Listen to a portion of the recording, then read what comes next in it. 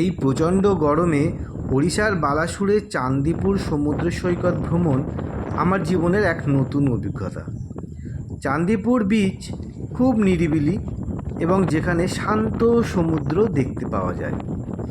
Bibadibag station থেকে মাত্র ৬ টাকা ভাড়া দিয়ে যে গঙ্গা ভ্রমণ করে হাওড়া স্টেশনে পৌঁছানো যায়, সেটা বর্তমান সময়ে এক বিস্ময়কর ব্যাপার। যেখানে কলকাতায় বাসে বা অটোতে পা দিলেই 10 টাকা ভাড়া। 10 মিনিটের মধ্যেই পৌঁছে গেলাম হাওড়া স্টেশনে। হাওড়া থেকে মাত্র 125 টাকা ভাড়ায় ভুবনেশ্বর জনশতাব্দী এক্সপ্রেস ট্রেনে রিজার্ভ করা সিটে বসে পড়লাম। ট্রেন ছেড়ে দিল। জানালা দিয়ে বাইরের দৃশ্য দেখতে এখনও খুব ভালো লাগে। শুধু সবুজ আর সবুজ, গাছপালা ছুটে চলেছে। 4 ঘন্টার পথ অতিক্রম করে পৌঁছে গেলাম বালেশ্বর স্টেশনে। এখান থেকে গাড়ি রিজার্ভ করে রওনা হলাম চান্দিপুর বিচের উদ্দেশ্যে। বালাসুর শহরের পথ ছেড়ে আমাদের গাড়ি হাইওয়ে দিয়ে ছুটে চলল। খুব মজা লাগছিল গাড়ির জানালা দিয়ে ফাঁকা সবুজ মাঠ দেখতে। গাছগুলি একের পর এক ছুটে চলেছে। 16 কিলোমিটার পথ অতিক্রম করে আমরা পৌঁছে গেলাম চান্দিপুরে। এখানে যে রিসর্টটিতে আমরা উঠলাম তার নাম লাকি বিচ রিসর্টস। রিসর্টের ভিতরে খুব সুন্দর বাগান তৈরি করা, সুন্দর সুন্দর পাতাবাহারি গাছপালা লাগানো আছে এখানে। দৃশ্যটা অদ্ভুত সুন্দর ছিল। সবুজ কার্পেটের মতো যেন ঘাস লাগানো। খুব সুন্দর একটা পরিবেশ। এখানে এসি এবং নন এসি দুই ধরনেরই রুম পাওয়া যায় এবং ঘরগুলি সুন্দর। পরের দিন সকালে উঠে হাঁটতে গেলাম চান্দিপুর সমুদ্র সৈকতে।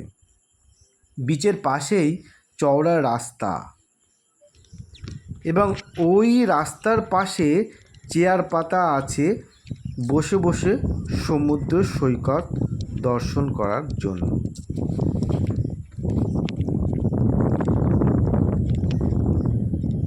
আমরা এবার লাল কাঁকড়া দেখার জন্য সমুদ্রের চরে নেমে পড়লাম।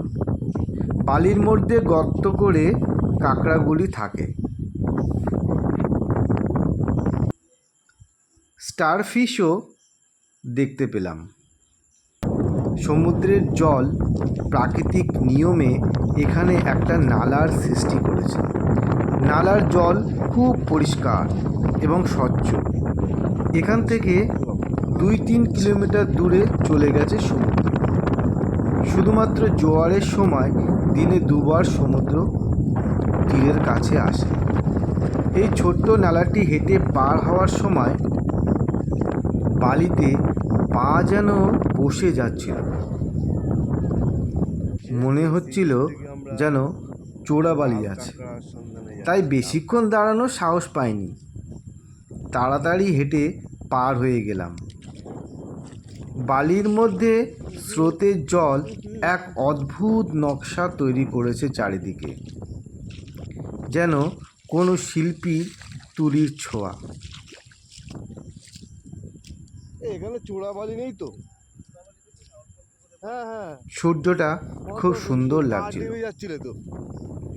কাঁকড়াগুলি খুব চালাক, একটা ছবি পর্যন্ত তুলতে দেয়নি। দূর থেকে দেখছি অনেক কাঁকড়া ঘোরাঘুরি করছে, কিন্তু পায়ের শব্দ পাওয়া মাত্রই গর্তে ঢুকে যাচ্ছে।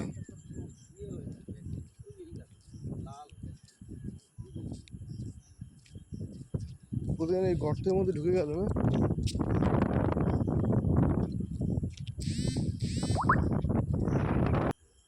চারিদিকে ঝিনুক শঙ্খ দেখতে পাওয়া যাচ্ছে। বিকালে জোয়ারের সময় সমুদ্রের জল তীরের কাছে চলে এসেছিল। খুব ছোট ও শান্ত ঢেউ। যাদের দুরন্ত সমুদ্র দেখতে ভয় লাগে তাদের কাছে এই সমুদ্রে নামতে খুবই স্বাচ্ছন্দ্য বোধ হবে।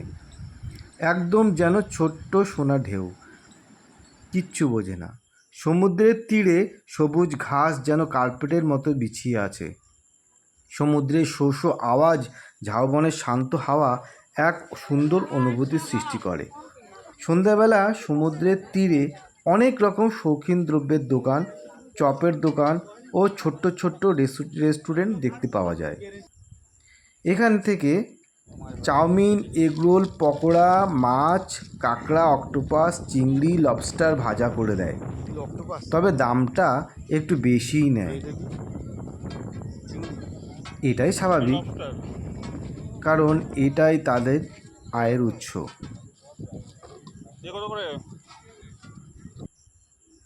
ভালোই লাগলো বালাসোরের এই চান্দিপুর সৈকত ভ্রমণ।